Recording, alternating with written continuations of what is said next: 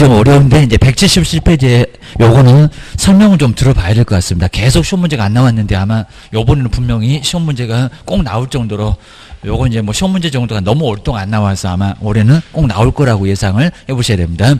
자, 177페이지. 요게 미국의 제도니까 상당히 아예 뭐 들어본 적도 없어서 상당히 좀 어렵습니다. 그리고 제목도 많이 어려우니까. 근데 제목은 정말 잘 지어놨습니다. 한번 이제 보게 되면 요거 전체적으로 보면은 왜 이렇게 이제 계약금 등의. 자, 계약금. 그럼 요 계약금에는 중도금, 잔금도 다 들어있습니다. 등이니까. 그러니까 모든 돈이고요. 등에. 그리고 반환. 자, 반환을 해야 될 사람이 우리 매도인. 우리 매도인 쪽에서 본인이 잘못하고 그리고 돈을 안 돌려주는 경우가 분명히 있다는 겁니다. 정말 그렇습니다.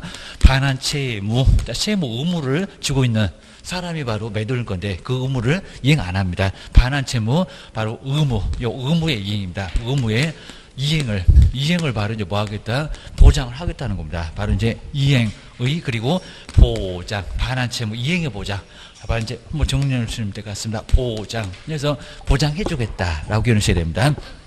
바로 이런 상황을 보실까요? 그리고 우리가 이제 중개하실 때도 한번 꼭 신경 쓰실 게 계약금을 항상 이제 보셔야 되고 계약금 너무 많이 받았을 때는 어떻게 될 건지 이런 경우도 많이 있습니다. 먼저 첫 번째 우리 이제 뭐 세종시 이렇게 이제 한 500이요. 여기서 바로 갑이 매도인. 자, 처음에 이제 우리 매도인, 매수인. 항상 이런 식으로 이제 케이스 문제가 많이 나오니까요. 갑을 파는 바로 매도인. 그리고 요 집을 사겠다는 겁니다. 한 3억 정도 되는 데입니다. 3억 정도 되는데 바로 을이 매수인 게입니다. 요 매수인으로 사겠다. 파는 사람 그리고 사겠다는 사람. 그럼 이제 첫 번째 뭐를 걸까요? 계약금 계입니다. 우리 항상 그렇게 하셔야 됩니다. 항상 그런 건 아닌데 계약금 몇 %라고요? 10%. 요 10%입니다. 10%를 꼭 그러라고 안 했습니다. 10%를 보통 걸어요. 그럼 이제 동그라미 하나만 떼버리면 될 것 같습니다. 3호. 그럼 이제 동그라미 하나 떼면은 3천 이렇게 될 겁니다. 그래서 이제 여기는 3천만 원 개입니다. 개인 또 3억을 안 다뤄봐갖고 또 1천만 원이죠. 여기는 10%가 얼마래 이러시면 정말 안 될 정도니까 바로 이제 막 억 단위 이 정도 7, 8억 막 이렇게도 갈 거니까 우리 세종시는 바로 이런 돈은 생각을 먼저 해놓으셔야 됩니다. 얼마입니다. 꼭 보셔야 됩니다. 자, 그럼 이제 여기서 보실게요. 그러면 이제 여기서 이제 만약에 이제 계약을 뭐 하겠다? 파기를 하겠다. 파기를 하겠다. 그럼 이제 누가요? 우리 매도인 쪽에서 계약을 파기를 하겠다는 겁니다. 왜냐면 갑자기 왼수 같은 집이 또 3억 5천으로 갑자기 올랐습니다. 이런 식으로 올랐다. 라고 했을 때 여기는 자 여기도 마찬가지겠죠. 만약에 올랐다고 했을 때 그땐 정말 여기는 아예 한 달 사이에 한 5천만 원 올랐다. 그래도 파기도 되겠죠. 왜냐하면 이제 그러면 이제 뭐라 합니까? 여기 이제 매수인 쪽에서 준 돈을 뭐 하고요? 요걸 요대로 돌려줘야 됩니다. 그러면 3천만 원에다가 그리고 요 받은 돈만큼 뭐를 보태야 됩니까? 위약금, 해약금을 보태야 된다는 겁니다. 그럼 뭐 얼마입니까? 3천. 자, 요 소리가 이제 2배를 요 뭐 따블이라고 할 건데 2배를 바로 뭐 해야 됩니까? 반환. 그러니까 이제 총 다 해서 얼마를 가라고요? 6천. 그러니까 6천만 원 따로 마련해서 9천을 주라는 소리는 아니고 뭐라고요? 총 다 해서 바로 6천이 가야 됩니다. 요거 더블로 가야 된다는 겁니다. 그게 바로 매도인 쪽에 파기를 해서 게임입니다. 이거 이제 받은 돈만큼 요 돈만 마련하면 됩니다. 요 돈은 그대로 돌려주면 되고 들어온 돈이니까 요거 매수인 돈이고 매도인이 마련할 돈은 그 받은 돈만큼 위약금을 보태야 된다는 겁니다. 해약금으로 보태야 됩니다. 요것은 언제든지 계약을 해지할 수가 있다는 겁니다. 근데 이제 우리 판례가 한번 나온 적이 있었습니다. 만약에 요 계약금을 그때 이제 더 많이도 했었는데 만약에 계약금을 2억으로 만약에 2억으로 해놨을 때 근데 갑자기 우리 매수인 쪽에서 여기 매수인입니다. 돈을 준 우리 매수인이 계약을 파기를 하겠다는 겁니다. 파기. 이렇게 돈을 많이 줘놓고 그리고 계약을 파기를 하겠다라고 했을 때 제가 했을 때 이제 그러면 파기를 하게 되면 우리 매도인 쪽에서는 우리 매도인은 뭐 합니까? 만약에 3천만 원 폭이다. 3천만 원 걸어놓고 만약에 계약을 매수인 쪽에서 파기했다. 그럼 어떻게 됩니까?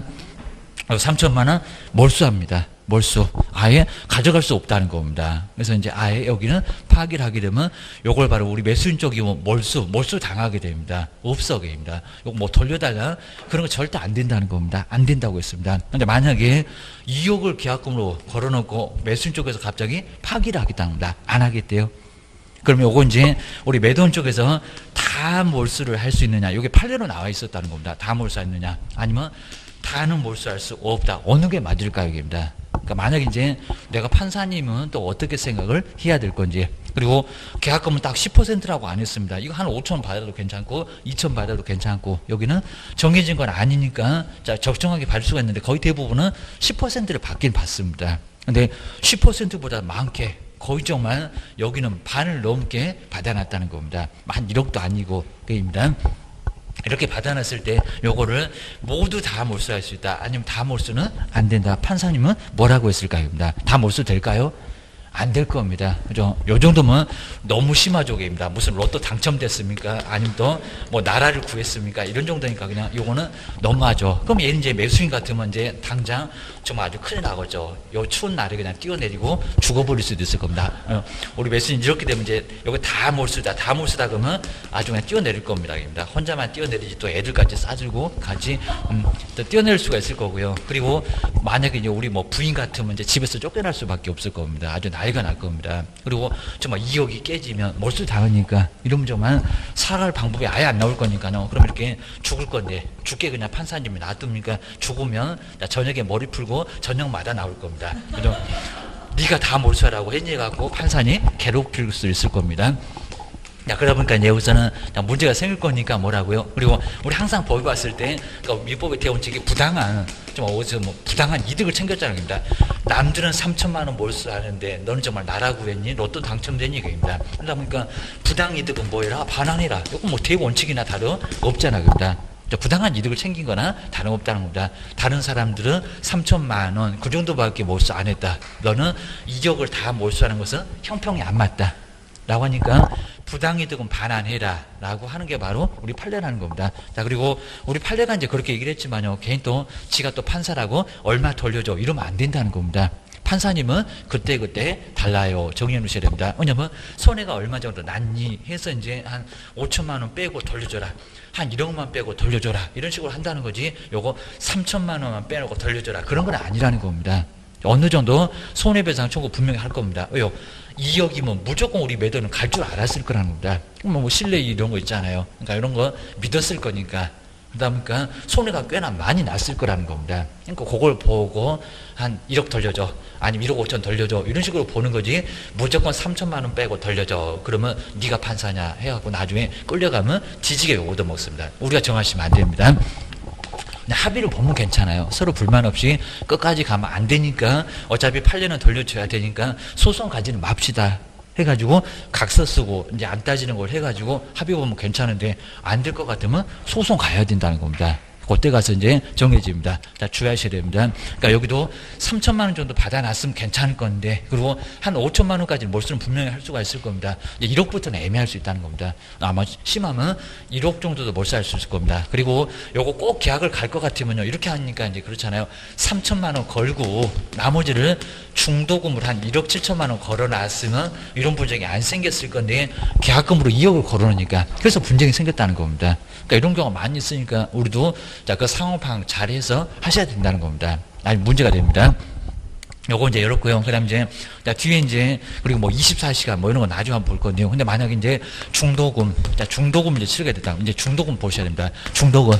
이제 3천만 원 한번 예를 들어보고요. 그리고 이제 여기에 중도금을 1억을 걸었다는 겁니다. 1억. 근데 정말 여기도 갑자기 안 오던 집이 여기도 3억 5천이 돼갖고 난리가 났다는 겁니다. 그러면서 우리 매도인은 내가 3천만 원만 보태주면 되겠지 해갖고 여기다가 3천 보태주고 돈 다 돌려주고 이거 될까 안 될까요? 중도금 받으면 됩니까 안 됩니까? 그러니까 중도금은 이행의 착수, 저기 민법이 나중에 나옵니다. 이행에 접어들어서, 그러니까 이거는 언제든지 계약을 해제를 할 수가 있는데 뭐 파기를 하고 물어주든지 아니면 몰수를 당하든지 하면은 끝낼 수가 있다는 겁니다. 근데 여기 끝냅니까 못 끝냅니까? 끝낼 수가 없다는 겁니다. 접어들었다고요. 접어들으면 가야 된다는 겁니다. 그러니까 여기는 문제가 된다 안 된다, 파기된다 안 된다, 안 돼요. 여기는 파기 자체가 아예 안 된다는 겁니다. 안 된다. 매도인도 가야 되고 매수인도 그대로 갑시다.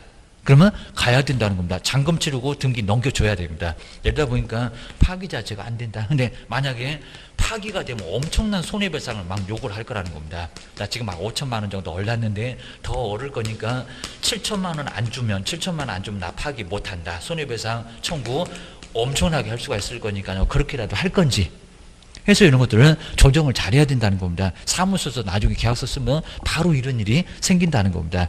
무난한 계약도 많이 있지만 이상한 계약도 많이 있다는 겁니다. 그러고 나서 이제 또 한 달 정도 후에 잔금을 치를 건데 여기 한 35, 50% 정하면 되고요. 돈에 맞추면 됩니다. 그리고 날짜도 언제 할까요? 그냥 얼버무리고 있으면 한 달 후에 합시다.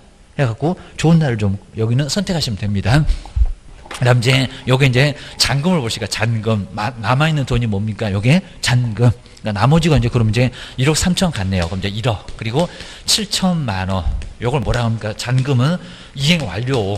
자, 이행을 완전히 한다고요. 끝냈다라고. 요건 접어들었다는 착수지만 이건 완전히 끝낸다는 겁니다. 끝낸다. 그럼 이제 누구요? 갑은 건물을 토지를 넘겨줘야 되고 그리고 넘겨주면서 요 등기에 필요한 뭐죠? 서류를 다 교부를. 그러니까 이제 우리 등기법에서 매도는 뭔 서류를 준비를 해야 되는지 이런 거 다 배우잖아요. 뭐 등기필 정보에다가 권리를 이루니까 바로 인감증명서, 매도용 인감증명서가 꼭 있어야 된다는 겁니다. 그러면 매수인 인적사항이 다 있어야 된다는 겁니다. 그런 식으로 이제 요 매수인 성명, 뭐 주민등록번호 이런 것들 다 들어가야 된다는 겁니다. 뭐 매도용 인감증명서 그리고 중간 꼭 초본 같은 거 꼭 필요합니다. 그리고 이제 우리 매수인도 반드시 가출 서류 그리고 안 가면 유임장 인감증명서가 필요하고 법무사한테 맡길 때 그런 서류를 조목조목 이렇게 알려줘야 그래야 이제 등기가 되지. 서류 잘못 갖춰놓으면 등기가 아예 안 된다는 겁니다. 그리고 또 오라 가라 하게 되면 벌써 신뢰를 아예 있습니다. 그러니까 먼저 등기에 필요한 서류 다 적어주고 그리고 떼서 오라고 시군구청 가서 떼오든지 주민센터 가서 떼오든지 떼오라고 해야 된다는 겁니다. 그리고 꼭 잊어먹지 말아라. 등기필 정보 주셔야 됩니다. 이제 지금 이제 등기필증에 나갈 건데 만약에 분실했다. 자, 분실했다고 해서 재발급은 절대 안 된다는 겁니다. 인터넷에도 맨날 이거 물어보니까 우리도 괜히 또 등기필 정보가 재발급 돼요. 그럼 막 100개도 넘어갈 겁니다. 그럼 아주 여러 사람한테 팔 거니까 등기필 정보는 절대로 분실하게 되면 재발급이 안 된다는 겁니다. 직접 가든지 법무사한테 사실 확인서를 가지고 가야 그래야 이제 등기를 넘길 수가 있다는 겁니다. 넘기는 방법은 있다는 겁니다. 그래서 이제 매수일, 우리 매수는 이제 늦지 않게 뭐라고요? 잔금을, 그러니까 여기 이제 동시행이잖아요. 잔금을 내면 바로 등기에 필요한 서류 받고 그리고 등기에 필요한 서류 주면 잔금 받을 수 있고 이런 식으로 같이 동시에. 근데 서류가 준비가 안 됐다는 겁니다. 그럼 잔금 절대 치지 마셔야 됩니다. 오후에 가지고 올래요? 아니면 내일 가지고 올래요? 해서 아니면 돈을 아예 부동산에서 가지고 있든지 요거 통장으로 들어가면은 이제 난리가 난다는 겁니다. 다른 사람하고 막 이중 매매가 돼갖고 서류는 어디 딴 데 가 있고 요놈은 또 하와이 가 있고 이러면 난리가 난다는 겁니다. 자, 그러니까 정말 여기는 꼭 뭐라고요? 우리가 배운 대로 동시행으로 해야 된다는 겁니다. 그러니까 기본을 정말 지켜야 됩니다. 이거 너무너무 간단한 건데도 안 지키면 꼭 사고가 난다는 겁니다. 물론 이제 사고 안 나고 잘 가니까요. 그러면 그렇게 해도 되겠지. 사람이 다르다 보니까 나중에는 큰 문제가 될 수밖에 없다는 겁니다. 꼭 기하셔야 됩니다. 이렇게 이제 과정을 한번 보시고요. 그리고 여기서 이제 보시니까 그럼 이제 누가 잘못하냐면 우리 매도인.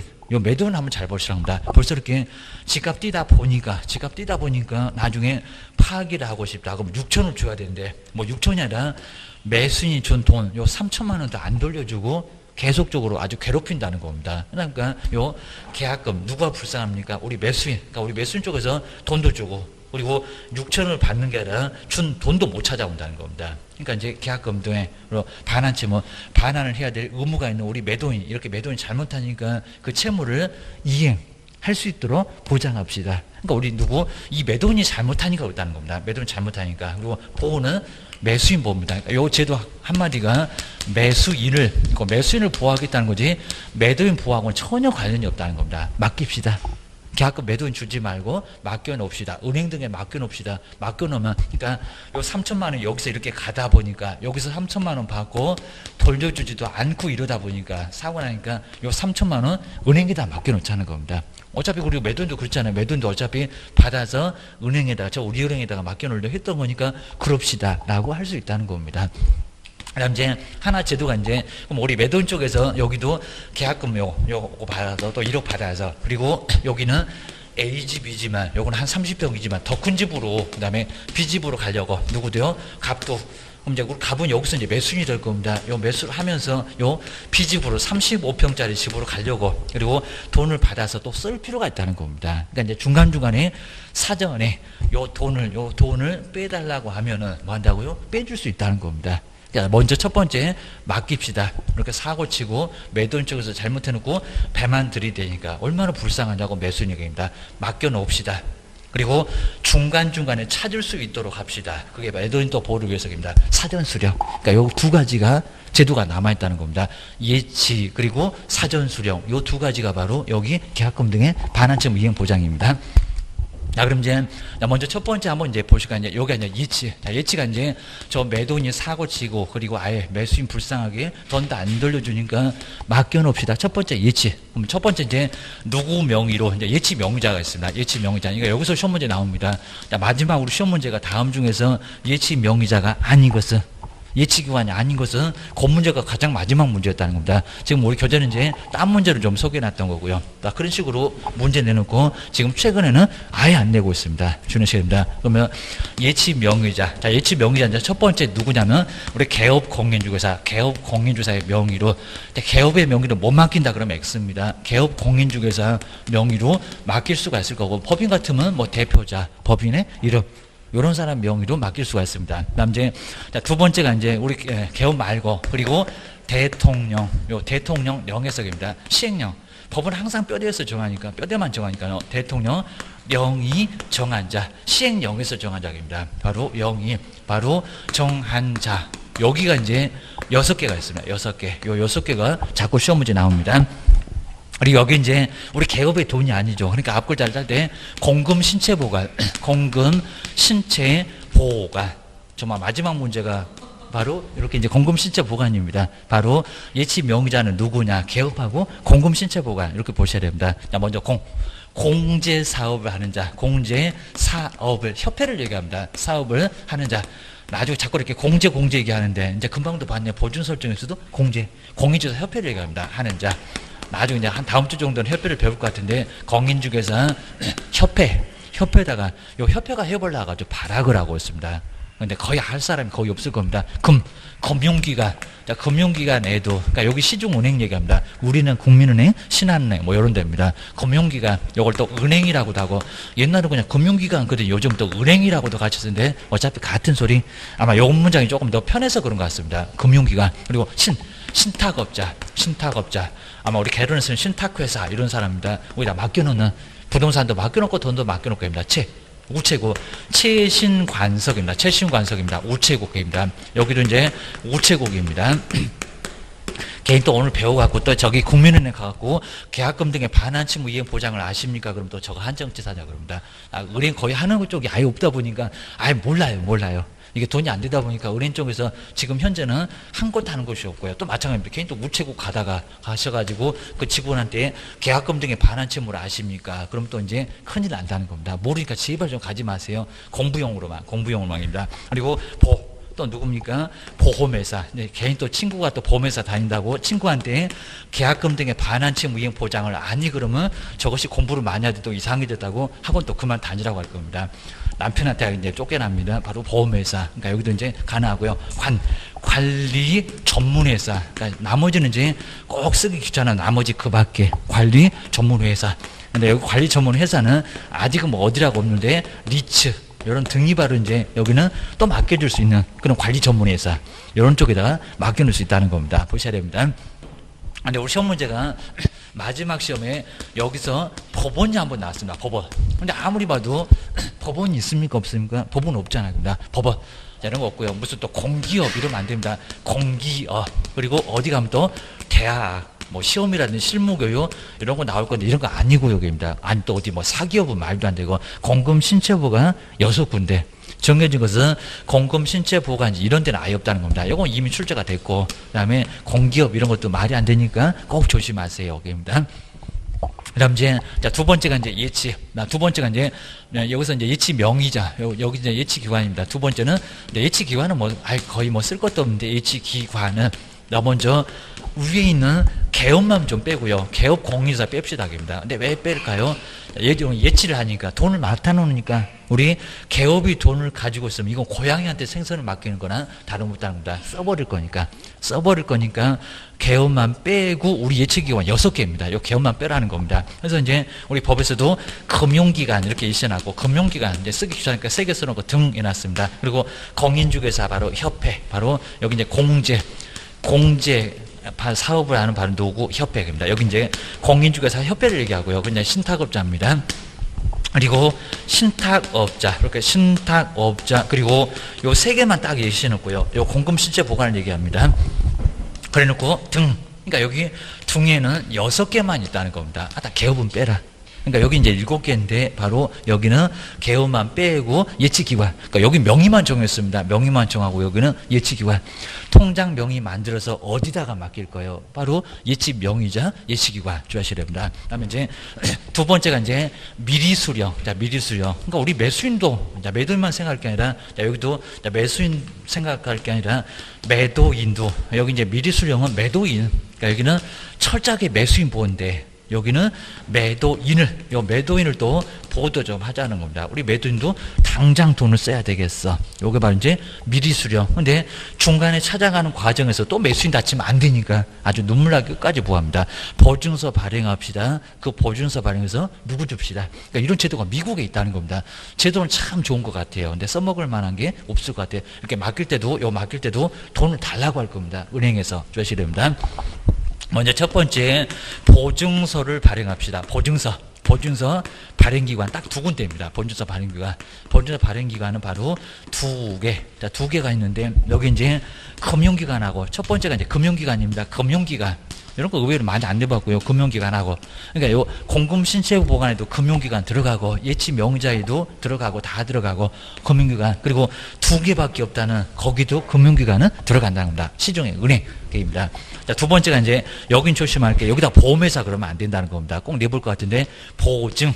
여기는 보증보험회사다가 보증이 꼭 들어가야 된다는 겁니다. 뭐니까? 보증서니까 입니다. 보험회사. 여기는 보험회사인데 여기는 보증보험회사. 보증보험회사 딱 하나가 있습니다. 보증보험회사입니다. 바로 이 2개. 그러니까 여기도 이제 유사품에 주의하세요. 여기서 이제 보험회사 그러면 안 된다는 겁니다. 보험회사는 예치. 보험회사가 뭔 보증서를 발행하는 얘기입니다. 그러니까 여기는 관리는 되는데 그리고 여기는 이제 보증서 발행할 때는 보증보험회사라는 겁니다. 보증이니까 보증으로 세트 맞춥시다. 이렇게 하셔야 됩니다. 그다음 두 번째가 이제 그 보증서를 누구 주고 요 보증서 교부입니다. 보증서를 누구 주고 찾아올까요? 보증서 교부. 자, 그럼 이제 둘 중에서 하나인데 예치 명의자일까요? 예치 아니면 기관일까요? 이걸 제일 많이 소개받습니다. 예치는 누구라고요? 예치. 근데 여기 명의자입니다. 예치 명의자 주고 예치 명의자입니다. 여기는 예치 기관이 아니라는 겁니다. 왜냐면 통장을 들고 가야 돼요. 통장을.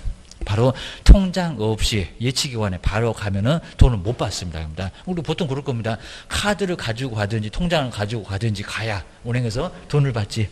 아무것도 없이 그냥 가시면 뭐 신분증 꺼내봐야 누군지 아냐고 합니다. 그리고 그게 꼭 있어야 된다는 겁니다. 그러니까 여기도 예치기관, 뭐 성질도 더럽게 급하네. 예치기관에 바로 가면 안 된다는 겁니다. 거기 하지 말고 거기 가면 뒤지게 요거도 먹고 손바닥 얻어 맞습니다. 바로 예치 명의자에게 교부하고 찾아올 수 있다는 겁니다. 그러니까 누구 주고 예치 명의자.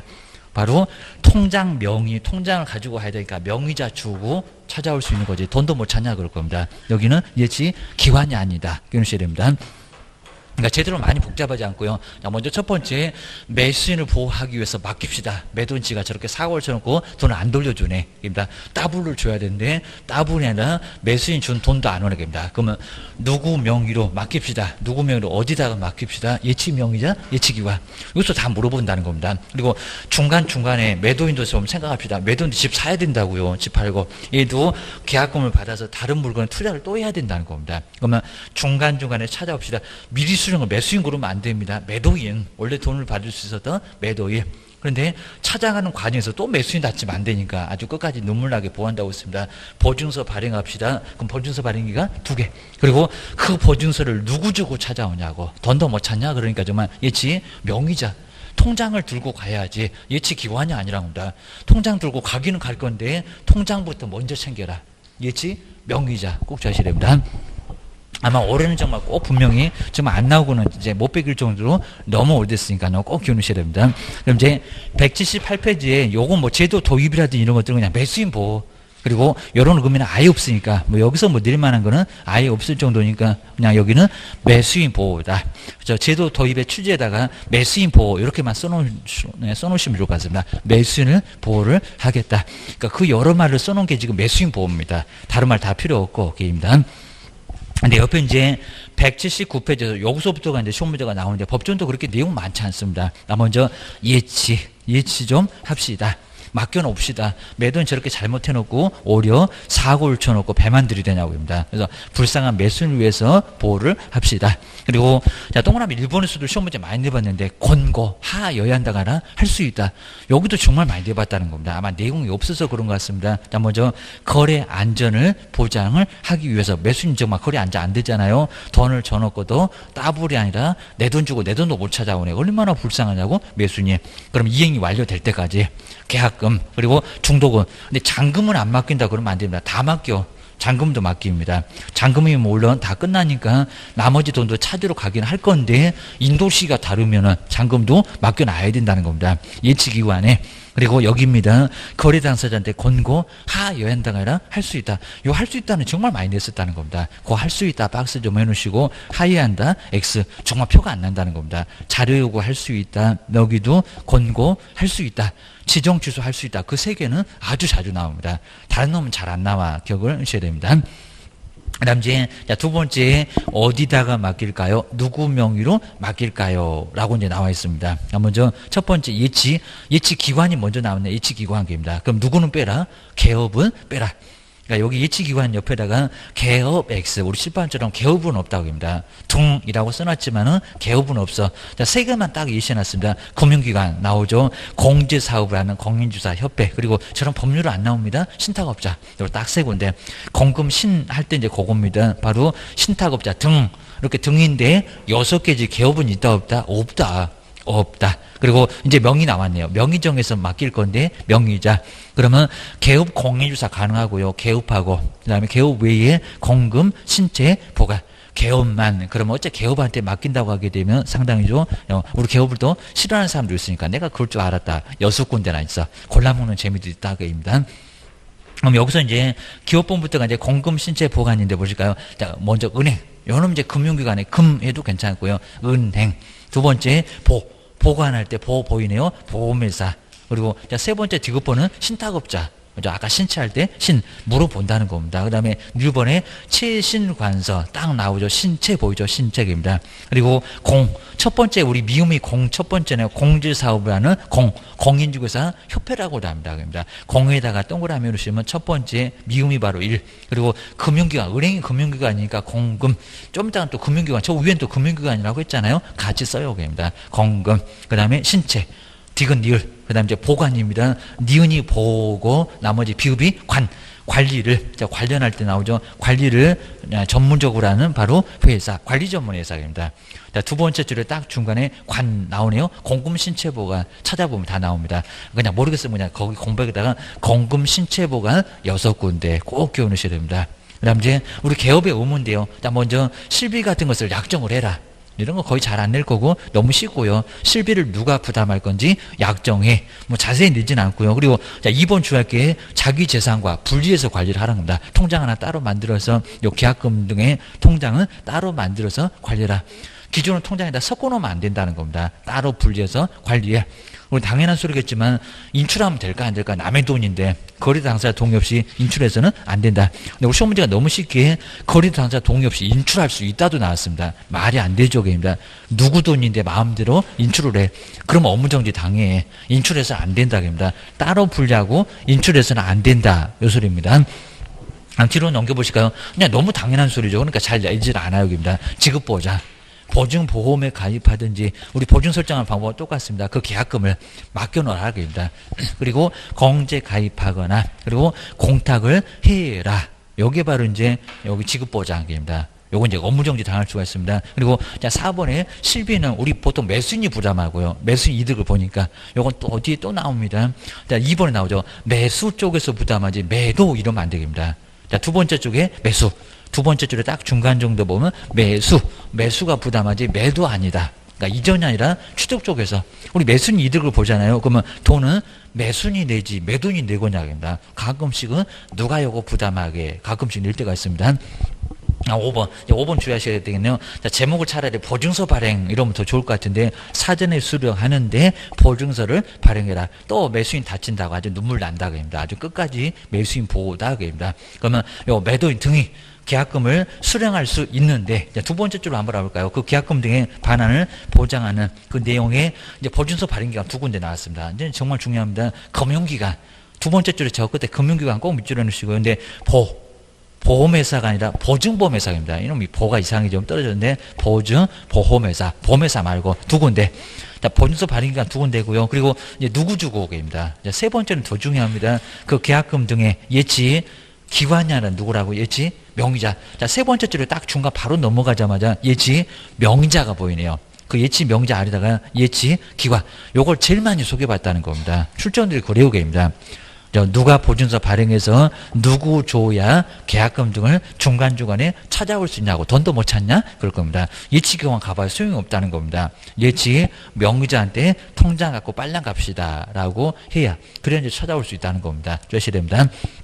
그 다음 이제 교재 한번 잘 볼까요? 자, 먼저 계약금 등에 그러니까 예치할 수 있는 돈은 다. 그러니까 잔금은 맡겨놓지 못한다. X 다.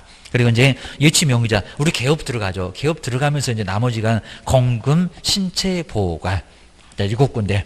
근데 예치 기관에는 개업이 있다 없다? 뭐죠? 없다. 그러면 신탁업자 등 그 아래다가 개업 액수 다시 한번 꼭 써놓으시고 자꾸 써봐야 됩니다. 딱 여기까지가 예치입니다. 예치.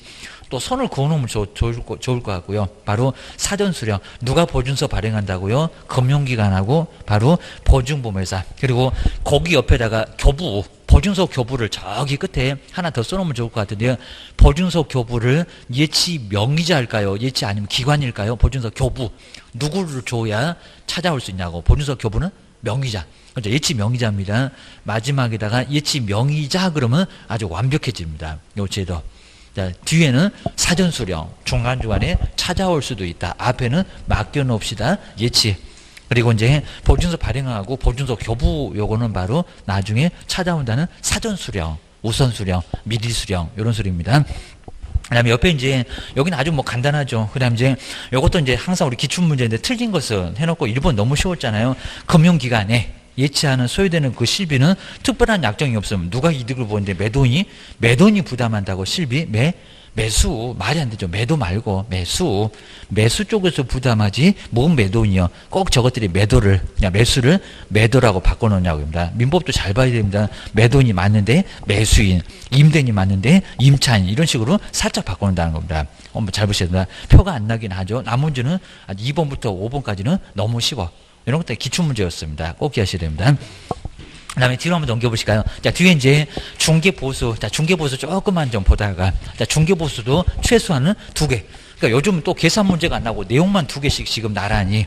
바로 2번 정도는 나란히 보수 계산 문제가 안 나왔습니다. 근데 분명히 나올 거예요. 보수 계산 안 나올 수가 없습니다. 보수도 계산 못하니 그러다가 교도소 갈래 그럴 겁니다. 자, 먼저 중개보수 2개. 자, 2개라고 꼭 써놓으시고요. 자, 먼저 내용 하나, 계산 문제 하나. 꼭 그런 식으로 시험 문제가 정해져 있습니다. 요즘 계산 문제가 안 나오고 내용만 2개 나왔어도 올해는 내용 하나, 계산 문제 하나. 자, 그 정도는 이제 뒤로 186페이지로 한번 가보시까. 그리고 뭐 성격. 자, 이런 성격은 나올 만한 건 아닌데 중개보수하고 실비. 자, 중개보수는 거래가 성립했을 때 받는 보수가 바로 중개보수. 뭐 들어간 돈은 없고요. 우리 노력이 있었다. 서비스다. 뭐 서비스를 용역 그러잖아요. 저기 이사업체 알선할 때도 용역의 알선 하면서도 봤었잖아요. 이렇게 용역의 대가, 서비스의 대가입니다. 우리가 고생했으니까 그 수고비 내놔봐. 이게 바로 중개보수. 그리고 옛날에는 중개수수료 그랬습니다. 수수료가 싼티 난다고 중개보수 이런 식으로 바꿨습니다. 중개보수. 아직도 방송에서는 중개수수료 그런데 수수료라는 거 용어 없어졌다는 겁니다. 중개 뭐라고요? 중개보수. 자꾸 없는 용어 자꾸 쓰는데 아직도 뭐 중개업자가 없어진 지가 언젠데 계속 쓰냐 그입니다. 시중에는 아직도 이제 계속 그렇게 쓰고 있습니다. 우리는 쓰면 안 되고, 입니다. 187페이지 보실까요? 그리고 여기도 뭐 청구권 발생, 이런 거 아예 안 나올 정도입니다. 제목은 뭘까요? 보수가 발생하려면 먼저 중개계약이 먼저 있어야 됩니다. 저번 주에 배우셨던 일반 중개계약, 전속 중개계약, 그게 있어야 될 거고요. 중개 하나 부탁합시다. 알았다. 누가 찾아와 오고 우리가 승낙해야 이제 보수를 받을 수가 있지, 아무도 안 찾아왔다. 보수를 받을 수는 없다는 겁니다. 그다음 이제 두 번째, 거래 당사자 간에 뭐가 성립해야 될까요? 거래 계약. 그러니까 처음에 오자마자 중개 계약, 그리고 완전히 다 끝나는 거래 계약. 그게 이제 체결되고 성립돼야 이제 보수를 받을 수가 있습니다. 중개가 원인되고 결과적으로 거래가 성립했을 때, 요게 바로 이제 인과관계입니다. 정말 중개 원인, 그리고 결과적으로 거래. 돼야 성립한다. 자, 뒤로 넘겨보셔야 됩니다.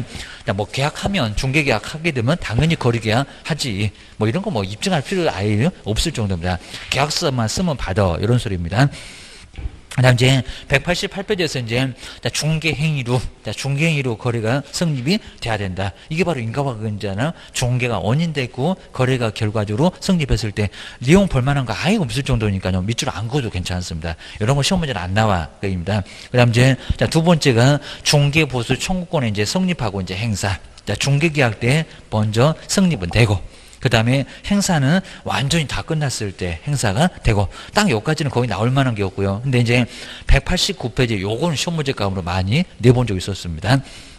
우리 법률에 있어서 그렇습니다. 먼저 보수 청구권이 소멸인데 언제가 사라지느냐? 정말 사라질 수 있다는 겁니다. 우리가 잘못하면은. 그러니까 이건 매도 매수는 아닙니다. 자, 먼저 1번 보실까요? 개업 공인주사의 뭐 고의 과실로. 그러니까 여기는 개업 공인주사를 꼭 밑줄이나 박스를 넣으실까요? 그러니까 중개 의뢰인이 아니라는 겁니다. 중개 의뢰는 소멸하지 않습니다. 보수 청구할 수 있다는 겁니다. 근데 개업공사의 고의나 과실로, 그러니까 우리가 다 계약을 체결해놓고 우리 고의나 우리 과실로 확인 설명 안 하니까 불안해서 안 하겠다, 이렇게 매도 매수인이 낮아빠질 수 있다는 겁니다.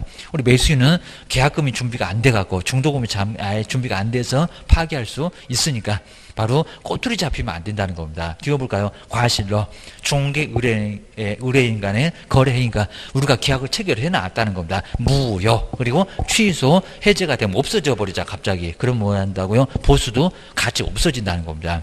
바로 소멸된다. 이건 우리 개업의 잘못이 있으면 소멸된다 하게입니다. 그럼 몽땅 소리가 개업이 잘못이 있어도 소멸 안 된다? 말이 안 되겠죠. 입니다. 뭐 가끔씩은 너무 쉽게 낼 때가 있고요. 그입니다.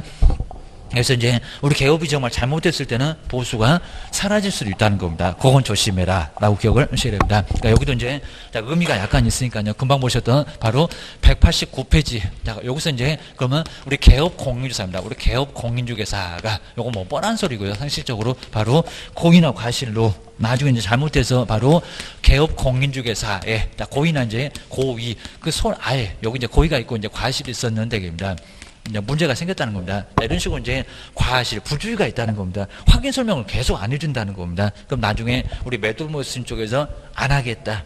우리 매도 매수인이 본인이 무슨 문제가 있었는데도 우리 개업이 나중에 계속 이런 식으로 나중에 뭘 안 하면 나중에 책임 물을 수가 있다는 겁니다. 고의 과실로. 그리고 요 거래 행위가 무효나 취소가 돼서 아예 없어졌을 때에는 중개 보수도 어떻게 될까? 당연하겠죠? 소멸. 근데 요거 말고 이제 그러면 중개 의뢰인, 그런 경우가 많이 있다는 겁니다. 중개 의뢰인 쪽에서 갑자기 아까 봤던 것처럼 우리 매도인이 집값 뛴다고 아예 없던 걸로 됩니다. 그러니까 아까 봤던 것처럼 우리 매도인 쪽에서는 이렇게 집값이 많이 올라갔다는 겁니다. 그런 거 이제 파악이 들어갑니다. 그리고 우리 매수인은 돈 준비가 자꾸 안 된대요. 계약금은 걸어놨는데 중도금, 갯돈을 못했다는 겁니다. 갯돈 지급을 못하게 생겼다는 겁니다. 그럼 이렇게 파기가 중개 의뢰인 파기라는 겁니다. 그랬을 때도 중개 보수가 소멸하냐고, 소멸한다 안 한다? 요건 소멸하는데 요거는 소멸 안 한다. 이렇게 쉬운 내용이지만 요건 소멸하지 않아요. 주의하셔야 됩니다.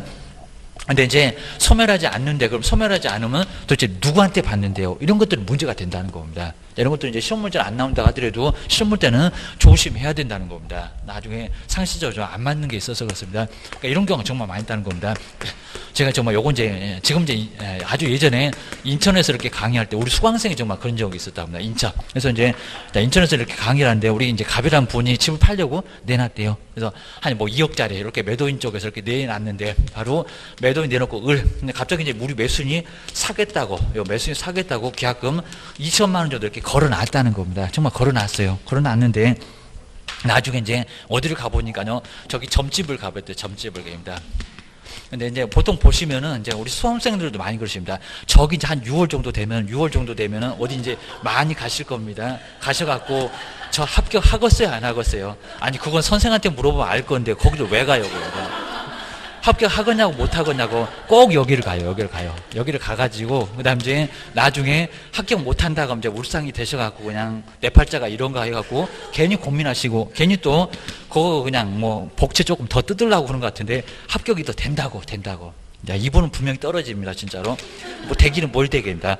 그것도 믿고 안심돼갖고 그 점쟁이 말만 믿고 공부도 안 해요 또. 저기 어디 팽팽 놀러 다니고 그냥 어디도 가면 또 해변에 가 있고 여름에 갈 때 또 다가 어디 또 단풍 구경도 하고. 우리 단풍 구경은 아무데나 하시면 안 되고 책에서 해야 됩니다. 책에다가 노란색 그어놓고 이제 막 그죠 빨간색 그어놓고 여기서 구경을 해야지 어디에 그죠 저기 산에 가시면 안 된다고요. 어디 산에 가 있고 막 강에 가 있고 이러면 안 됩니다. 이러면 여분 아예 무조건 떨어집니다. 제가 아주 장담을 합니다. 여분 아주 100% 점쟁이가 붙는다는 분 분명히 떨어진다는 겁니다. 정말 그래요. 그냥 지 죽을 날도 모르는데 무슨 알기는 뭘 알아 그입니다. 그냥 얼굴만 보고 그래입니다. 요건 뭐 엉뚱한 소리 하고 있습니다. 안 된다는 겁니다. 그러니까 근데 여기 이렇게 집을 2천만 원 거래하는데 우리 매돈 거래하는데 가서 점집을 가봤대요. 점집을. 그랬더니 그러니까 진작 가지. 요 계약금을 이렇게 받아놓고 가니까 뭐라고요? 그 집을 왜 파냐고. 그죠? 이렇게 매도하지 말라가지고 좋은 집인데 판다고 이거 난리가 났대요. 하필이면 또 고등학교 3학년인데 그 집 팔면 대학 합격을 못 한다고. 이렇게까지. 뭔 소리를 했는지 대학 합격 못 하니까 팔면 안 된다고. 이래서 이제 난리가 났다는 겁니다. 그럼 이제 어떻게 되니까 아까 봤네요. 우리 매도인 쪽에서 2천을 받았으니까 요 매수인 돈은 돌려줘야 됩니다. 거기다가 또 얼마를 보태라고요? 받은 돈만큼 해약금입니다. 위약금이나 다름없는 손해배상 해야지 그입니다. 그죠? 갑자기 한다고 해놓고 안 하는 거니까입니다. 또 집을 알아봐야 되니까 나중에 매도인 쪽에서는 문제가 된다는 겁니다. 2천만 원 보태서 그래서 몇 배라고요? 2배 해서 얼마를 줘야 됩니까? 4천. 4천만 원을 돌려줘야 된다는 겁니다. 돌려줘야 이제 파기가 된다는 겁니다. 근데 요건 이제 우리가 아는 부분이지만요. 근데 여기서 봤을 때 그러면 이렇게 돌려주고 나면 우리 중개보수는 어떻게 되냐고. 중개보수. 중개보수 개업이 잘못해갖고 있었던 계약이 없어졌습니까? 이거 아니잖아요. 매도인 쪽에서 계약 파기를 했다는 겁니다. 점집에 갔더니 팔면 안 된대 해갖고 따블 물어주고 파기를 시켰다는 겁니다. 그랬을 때 이제 여기서 이제 중개보수가 여기 애매하다는 겁니다. 근데 요건 이제 우리 시험범위 안 나오고요. 그러다 보니까 이제 이런 것들은 정말 애매하니까요. 나중에 또 이런 거 가지고 또 점심 내기를 또 많이 하는 경우가 있습니다. 점심 내기 한다고. 이런 거 정말 제가 그냥 지어낸 얘기 아니라 막 휴대폰 전화 보니까요. 그냥 전화가 몇 통화가 왔는지 그냥 난리가 났습니다. 해가지고 지금 점심 내기 해놨는데 바로 여기서 이제 중개보수가 매돈이 다 부담한다. 아니면 또 매수인이 다 부담한다 해갖고 지금 점심 내겠다고 알려달라고 그냥 무슨 사고 난 줄 알고 큰일 난 줄 알고 왔더니 지금 점심 내겠다고 하면서 이건 시험범위에도 안 나오니까 좀 애매하긴 하다는 겁니다. 이건 어떻게 할까요? 그럼 2억이면은 우리 중개보수 좀 더 할 건데 0.4입니다. 그럼 얼마요? 80만 원. 그러면 우리 매도인 쪽에서 잘못했으니까 160을 매도인이 부담한다. 이런 식으로 중개보수를 매도인이 160을 부담할까요? 그러니까 이런 집이 한 3집 나오고 그다음에 또 매수인 또 부담한다고 하면서 이제 매수인 여기는 그러니까 매수인도 부담을 한다. 80만 원. 그리고 매도인도 얼마? 80만 원. 이러면서 패가 좀 갈렸대요. 여기 한 3대 한 4 정도가 되는데 도대체 뭐가 맞냐고 아주 애매할 수 있다는 겁니다. 그래서 이제 그랬을 때 어떻게 될까요? 아니면 또 심하면 중개보수가 없다. 이건 말이 안 됩니다. 중개보수 이쪽입니다. 우리 잘못이 아니기 때문에 중개보수 없다. 이런 분은 정말 아예 그냥 영업하시면 안 되는 분입니다. 이거 말이 안 되는 소리고 계십니다. 중개보수는 있어요. 그입니다. 우리 매도인 잘못이니까 매도인 다. 그러니까 이쪽이 조금 더 많이 가까울 것 같아요. 그렇지 않아요? 상식적으로. 매도인 잘못했으니까 우리 매수인은 뭐 어떡하냐고 합니다. 난 집을 사고 싶었는데 이 왼수가 집을 점집 갔다 오더니 안 한대 해서 골탕 먹기는 했다는 겁니다. 그러니까 우리 매수인 잘못은 사실 없다는 겁니다. 그러니까 중개보수 없고 여기서 매수인 거 80만 원까지 같이 매도인이 다 부담할 것 같습니다. 그런데 이렇게 받으신 분은 이제 큰일 나셨습니다. 지금 밥 먹으러 간 게 아니라 저기 콩밥 먹으러 가셔야 됩니다. 1년야 지옥이나 1,000만 원야의 벌금을 받아요. 그러니까 이런 것들은 실수 안 봐준다는 겁니다. 자, 분명히 그럴 것 같은데 아니라고 이렇게 받으면 문제가 된다는 겁니다. 어떻게 받는다고요? 자, 여기는 요 각각이 맞습니다. 요 각각이 요게 맞다는 겁니다. 요게 맞습니다. 그러니까 이런 것들은 꼭 조심하시라는 겁니다. 그럼 왜 맞을까요? 왜 맞을까요? 아까 보시면 자, 먼저 거래가 되면은 중개보수를 받을 수 있다는 겁니다. 근데 당장은 안 받고요. 보통 이제 잔금 치르고 보통 많이 받습니다. 근데 잔금 치르기 전에 우리 개업의 잘못 아닌 이유로 사라졌다는 겁니다. 그러면 계약 체결됐을 때 받을 건데 계약 체결했을 때 받으면 얼마를 받겠냐고. 그죠? 2억에다가 매도인 그죠? 0.4 80. 매수인한테도 2억에다가 똑같이 0.4니까 80 각각 받을 수가 있어요. 그러니까 그 후에 잘못돼서 이게 계약이 없어졌던 거니까. 그리고 그 후는 안 물어봐요. 그 후는 매도인 잘못됐다, 매수인 잘못됐다 그런 거 안 물어보고 또 마찬가지입니다. 매수인 이제 계약금 치르고 나서 계약 못 하겠대. 그래도 각각이라는 겁니다. 각각. 그렇죠. 애초부터 받을 수 있었던 보수를 나중에 받는 거니까 애초부터 받을 수 있는 보수가 어떻게 되냐고. 매도인한테 그죠 80, 매수인한테 80. 그러니까 그 후에는 매도인 잘못이건 매수인 잘못이건 따지지 말라는 겁니다. 그리고 우리 개업의 잘못 아니면 그냥 받는 거고. 근데 여기는 각각 받아야 돼요. 각각. 이거 사고 칠 수 있다는 겁니다. 각각. 매수인 잘못됐다고 여기다가 160 그러면 그죠 80 받을 거 160 받았으니까 초과보수 맞잖아요. 초과보수로 교도소 간다는 겁니다. 우리 저번 주에 매매하면 초과 판단하면서 초과보수 세 번째 금정 1년이나 징역이나 1,000만 원이나 벌금을 당하고요. 요것 때문에 등록주소 당하면 3년 동안 영업 못합니다. 이거 큰 문제가 된다는 겁니다. 각각. 누구 잘못이건 아예 따지지 말고 각각 받는다 꼭 기하셔야 됩니다.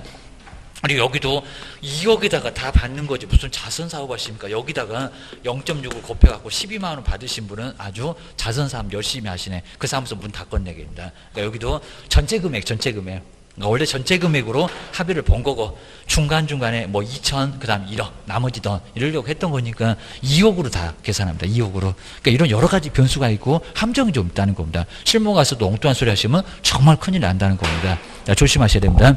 근데 이런 것들은 이제 우리 법에는 자세히 안 나와 있는데 저게 맞아요. 저게. 자, 애매할 수 있는데 상식적으로 생각하면 저건 안 통합니다. 보셔야 됩니다. 자, 요 정도 해놓고 이제 다음 시간에 마무리. 나머지는 조금 간단한 것 같으니까 쭉. 그리고 중개보수 쭉 뒤에 이제 하나만 더 보시면 뒤에 이제 뭐 감독기가 그래서 지도 감독 요 정도까지 한번 조금 보다가 오늘 마무리 해보겠습니다. 조금 쉬었다 가겠습니다.